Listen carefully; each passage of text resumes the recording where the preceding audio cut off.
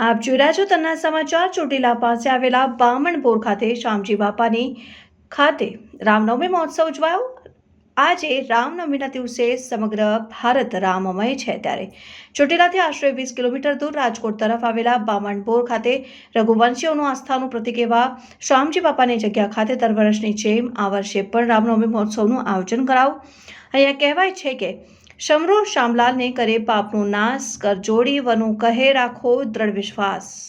આશરે 125 વર્ષ પહેલા આ જગ્યા ખાતે શામજી બાપા શામજી ભગત તરીકે પૂજનીય થઈ ગયા. ત્યારથી સમસ્ત બામણગોર ગામ અને આજુબાજુના ગામના લોકો શામજી બાપુની જગ્યામાં શ્રદ્ધા ધરાવે છે અને દર્શન કરી ધન્યતા અનુભવે છે.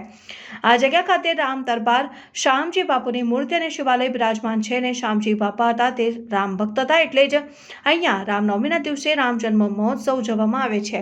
ચૈત્રી સુદ એકમથી ચૈત્રી સુદ નોમ સુધી નવા પાઠનું આયોજન કરાય છે. રામનવમીના દિવસે રામયજ્ઞનું આયોજન થાય છે અને બપોરે 12 વાગ્યે પ્રભુ શ્રી રામની આરતી કરવામાં આવે છે.